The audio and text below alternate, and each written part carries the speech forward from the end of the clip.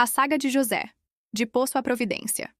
A história de José, o filho amado de Jacó, é uma das narrativas mais cativantes e detalhadas da Torá. Um épico de traição familiar, resiliência e providência divina que reverbera através do judaísmo, cristianismo e islamismo. Sua jornada, desde um jovem pastor sonhador em Canaã até o poderoso governador do Egito, é enriquecida com profundas camadas de interpretação encontradas no Talmud, no Midrash, a tradição oral judaica, nos textos místicos da Cabala e no Alcorão. Embora a correlação direta da figura bíblica de José com um indivíduo específico nos manuscritos egípcios permaneça um tema de debate acadêmico, o contexto histórico do Egito durante o Império Médio e o período dos Hyksos oferece um cenário plausível para a ascensão de um semita a uma alta posição de poder, tornando a narrativa historicamente ressonante. José nasceu em Harã, o 11º filho de Jacó e o primeiro de sua amada esposa, Raquel, que por muito tempo fora estéril. Como filho da velhice de Jacó, ele gozava de um favoritismo evidente, simbolizado pela famosa Ketonet Passim, uma túnica ornamentada, muitas vezes traduzida como de muitas cores. O Midrash expande o significado desta túnica, descrevendo-a como uma vestimenta real longa, e com mangas que sinalizava a intenção de Jacó, de fazer de José o líder do clã, inflamando ainda mais o ciúme de seus 10 irmãos mais velhos. A Cabala interpreta a túnica como um reflexo da luz espiritual única de José. Ele possuía a capacidade de unificar os mundos espirituais e materiais, um poder que seus irmãos, representando diferentes forças espirituais, não compreendiam e, portanto, ressentiam. O jovem José era um sonhador. Ele relatou 2 sonhos à sua família que prediziam sua futura proeminência. No primeiro, os feixes de trigo de seus irmãos se curvavam ao seu. No segundo, o sol, a lua e 11 estrelas se prostravam diante dele. Para seus irmãos, esses sonhos eram a prova final de sua arrogância. O Talmud debate a sabedoria de José em compartilhar esses sonhos, vendo-o como uma mistura de inocência juvenil e uma falta de sensibilidade para com a crescente animosidade de seus irmãos.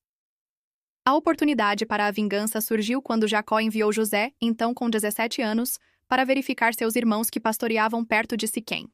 Ao vê-lo se aproximar, eles conspiraram para matá-lo. Ruben, o primogênito, interveio, sugerindo que o jogassem em um poço seco, com a intenção de resgatá-lo mais tarde. No entanto, na ausência de Ruben, por sugestão de Judá, os irmãos venderam José como escravo a uma caravana de ismaelitas, ou midianitas, segundo diferentes passagens, por 20 moedas de prata. Para encobrir seu crime, eles mergulharam sua túnica no sangue de um cabrito e a levaram a Jacó, que, desolado, acreditou que seu filho amado havia sido morto por uma fera selvagem. No Egito, José foi comprado por Potifar, o capitão da guarda do faraó. Abençoado por Deus, José prosperou, e Potifar confiou-lhe a administração de toda a sua casa. A beleza de José, que o Midrash descreve como sendo radiante e semelhante à de sua mãe Raquel, atraiu a atenção da esposa de Potifar. A tradição judaica e a narrativa detalhada na Sura 12 do Alcorão, que é dedicada quase inteiramente a José, Yusuf, descrevem vividamente a tentativa de sedução. A esposa de Potifar, chamada Zuleika em tradições posteriores, tentou insistentemente seduzir José. Ele, fiel a Deus e a seu senhor, resistiu firmemente. Um dia, ela o agarrou por sua túnica enquanto ele fugia, e a vestimenta se rasgou. Quando Potifar chegou, ela o acusou falsamente de tentativa de estupro. Embora a evidência, a túnica rasgada por trás, sugerisse a inocência de José, para salvar as aparências, Potifar o lançou na prisão. Mesmo na prisão, a habilidade de José e sua conexão com o divino se manifestaram. Ele foi encarregado de cuidar de 2 prisioneiros notáveis, o padeiro-chefe e o copeiro-mor do faraó. Cada um teve um sonho perturbador. José, afirmando que as interpretações pertencem a Deus, decifrou-os com precisão. O copeiro seria restaurado à sua posição em 3 dias, enquanto o padeiro seria executado. Tudo aconteceu como José previra. Ele pediu ao copeiro que se lembrasse dele, mas foi esquecido por 2 anos. A oportunidade de José surgiu quando o próprio faraó teve 2 sonhos enigmáticos que nenhum de seus magos conseguia interpretar: 7 vacas gordas sendo devoradas por 7 vacas magras e 7 espigas de grão cheias sendo consumidas por 7 espigas mirradas. Foi então que o copeiro se lembrou de José. Trazido da masmorra, José disse ao faraó que os dois sonhos tinham um único significado divino. O Egito passaria por 7 anos de abundância, seguidos por 7 anos de fome devastadora.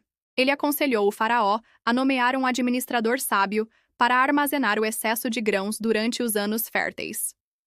Impressionado com sua sabedoria e com o Espírito de Deus que nele habitava, o faraó nomeou José, aos 30 anos, como o vizir de todo o Egito.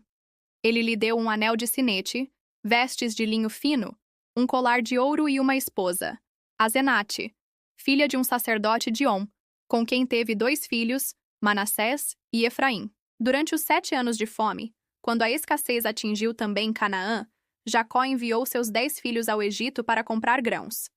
Eles se apresentaram perante o poderoso governador egípcio, sem reconhecer seu irmão mais novo. José, no entanto, os reconheceu imediatamente. O que se segue é uma série de testes magistralmente orquestrados. José os acusou de serem espiões, prendeu Simeão e exigiu que trouxessem seu irmão mais novo, Benjamim, para provar sua inocência. A angústia dos irmãos e o desespero de Judá ao se oferecer como escravo no lugar de Benjamim quando uma taça de prata foi encontrada em seu saco demonstraram a José que eles haviam mudado, que seu remorso era genuíno. Incapaz de conter sua emoção por mais tempo, José revelou sua identidade em uma das cenas mais comoventes da Bíblia. Eu sou José. Meu pai ainda vive? Ele os perdoou, oferecendo uma profunda visão teológica de seus sofrimentos. Vós, na verdade, intentastes o mal contra mim, porém Deus o intentou para o bem, para fazer como se vê neste dia, para conservar muita gente com vida. José providenciou para que toda a sua família, 70 almas, se mudasse para o Egito, estabelecendo-os na fértil terra de Gósen. Jacó e José se reencontraram após 22 anos de separação. Antes de morrer, Jacó abençoou os filhos de José, Manassés e Efraim, dando primazia ao mais novo. E depois abençoou todos os seus filhos, profetizando o futuro das tribos de Israel. José governou o Egito com sabedoria e continuou a cuidar de sua família. Ele viveu até os 110 anos. Antes de morrer, ele fez os filhos de Israel jurarem que, quando Deus os redimisse e os levasse de volta à terra prometida, eles levariam seus ossos consigo. Séculos mais tarde, durante o Êxodo, Moisés cumpriria essa promessa, e o corpo de José seria finalmente sepultado em Siquém, na terra que seu pai havia comprado. A saga de José é uma narrativa atemporal sobre a transformação do sofrimento em salvação. Ele é o arquétipo do justo que permanece fiel a Deus em meio à adversidade, e sua história serve como um poderoso lembrete de que, mesmo nos desígnios mais sombrios da intriga humana, uma mão divina está tecendo um plano de redenção e providência.